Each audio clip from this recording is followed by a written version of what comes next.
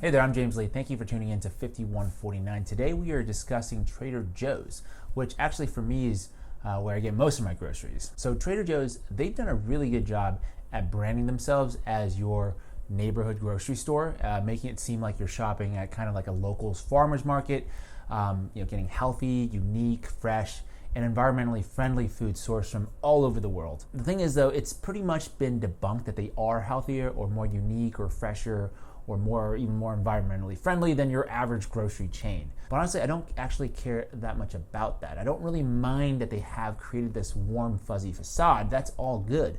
What I do care about the most is how they treat their people. And if you, like me, care a lot about human capital, workers' rights, and making sure companies treat their employees fairly, please subscribe to my channel 5149. I work hard putting pieces like this together, and your support of an independent voice like mine will make a huge difference in the long run. So Trader Joe's, how have they fared in terms of workers' health and safety during this pandemic?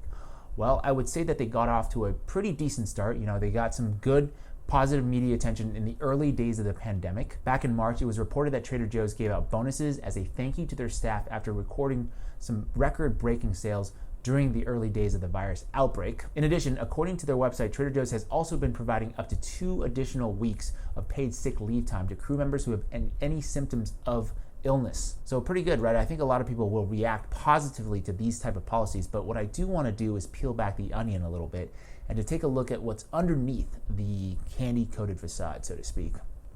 And surprise, surprise, you'll find out that they operate similarly compared to other multinational corporations. And, in the end, it's still about making money, and they will risk the health and safety of their frontline workers to do so in exchange for profit. So first, let's dive into this special bonus I just mentioned.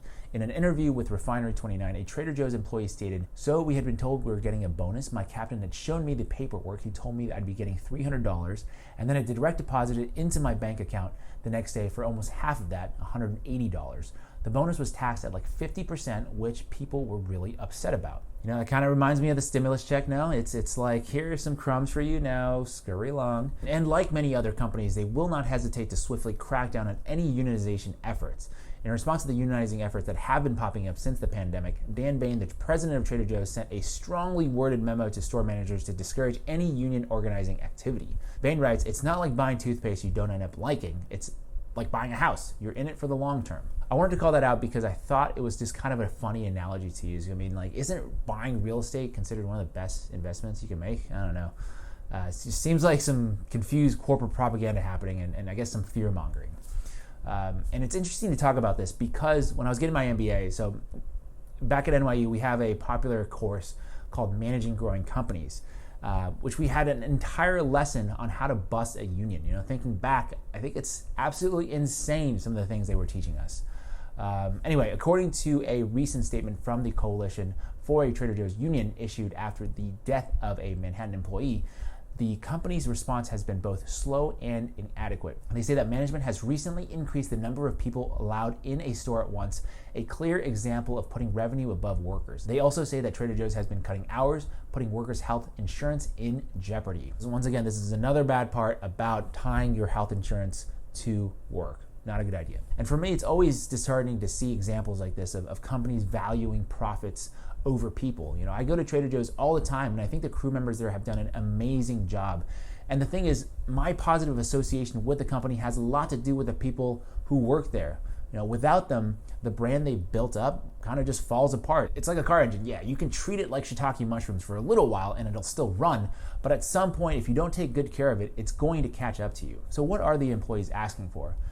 In a change.org petition, Trader Joe's employees are demanding hazard pay for in-store employees at time and a half, guaranteed health insurance for employees on leave, removing that 30-hour minimum requirement for health insurance, and paying all possibly exposed employees for a 14-day quarantine for the health and safety of crew and customers. To me, that seems all super reasonable, and that's the part that I find extremely frustrating, is that workers, employees, they usually aren't asking for the world. They just want to be valued and treated fairly with compassion. To give Trader Joe's some credit, they have given employees, their frontline employees, a $2 per hour raise during the pandemic, which according to the hourly wage average found on Indeed.com works out to about a 20% increase, which is something.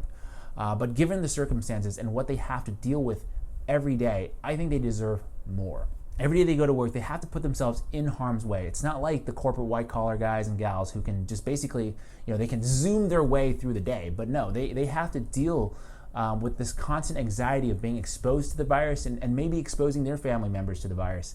And they have to deal with crazy, insane customers too.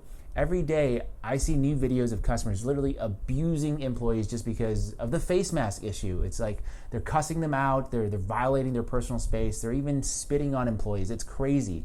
And from all the videos I have seen, every single time the employees have handled it with just amazing calmness. I don't know how they do it for $12 an hour. They really are, to me, the real heroes. So what can we do to help them? Well, two easy things. First, the change.org petition I mentioned earlier. At the time I'm recording this, it is just a few signatures short of their goal of 150,000 signatures. So go sign it. I put a link in the description below. I'm sure they will appreciate it a lot. Second, the next time you're in a Trader Joe's or any other establishment for that matter, show a little bit more compassion to our essential service workers.